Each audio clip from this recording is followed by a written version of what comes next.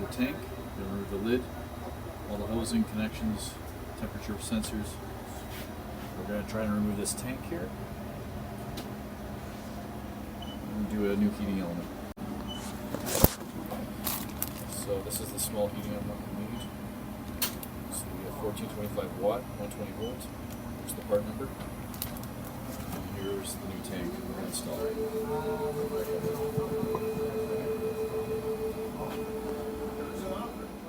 So what we're going to do now is we have to drain the tank full of water. So here's our drain tube, and just make sure it's all empty. We do this procedure. There we go.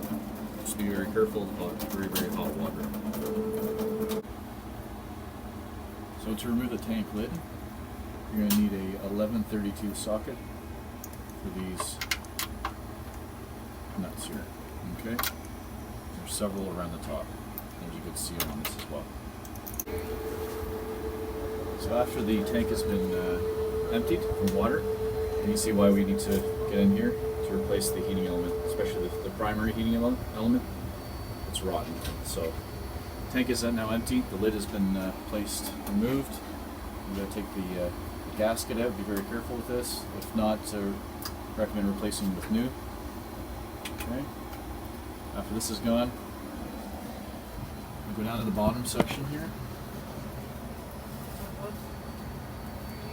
And we're going to remove our electrical connection points. Obviously the power is off, locked out, and the water is off.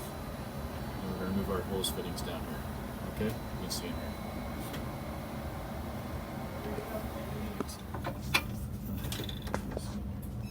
One hose leading underneath the tank, and they're getting their electrical connections. Up top, the top of the tank, there's 4 in each corner.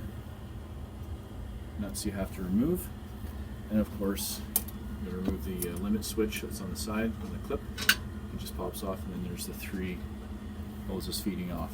Just going to remove these hoses, and this whole tank should just lift right up. So that's with the tank out. Okay. So here's what we're left with. So I need to recover the larger heating element. And I'm going to install it into the new tank and install the new smaller heating element into the new tank. Okay, so this is where you need to take the old tank, flipped upside down, and you're going to have to remove these 4 nuts to remove the smaller heating element and the larger one.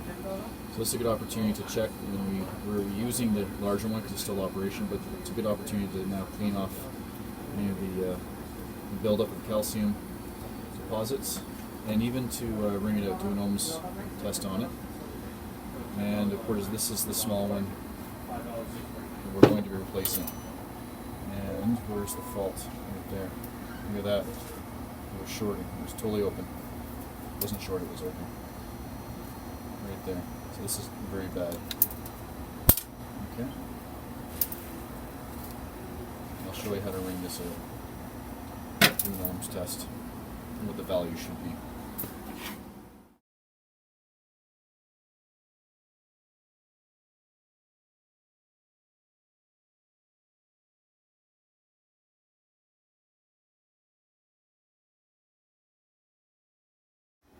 So just remember when you're reassembling that the larger heating element goes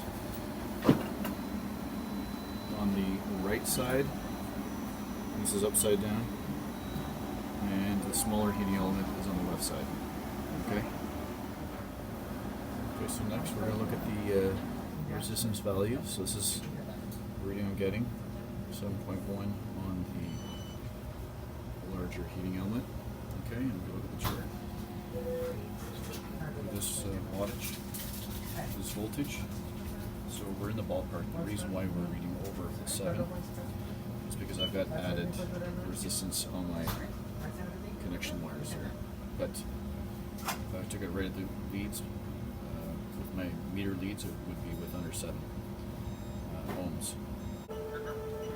Okay, so now we're going to check the smaller heating element. Okay, we're looking at 11 ohms that we're reading. Keep in mind that we're using these extra wires, which are going to cause more resistance. So our value is going to be higher. And this is what we're looking for right here. 9 to 11. Okay, well, we're right on the money at 11 watts. So we know both heating elements are good. So this is also a good time to go in here and check your water inlet solenoid valve, any wiring, because usually this is all buried. So just check all that, make sure it's all good. Maybe even check the hoses, make sure they're clean. Okay. So after you've reassembled most of it, just do a water leak test. So fill a jug up and just put water in here, just to make sure all your seals down below are good. There's no water dripping, and it looks like we're good down here. Then just proceed on with reassembling. Remember, you got your 4 posts here. 1, 2, 3, 4 over here. Reconnect all your water piping, your limit switches, your hoses back on here, and then we'll put our seal back on the lip, and then put our lid back on. Okay, that's pretty much it.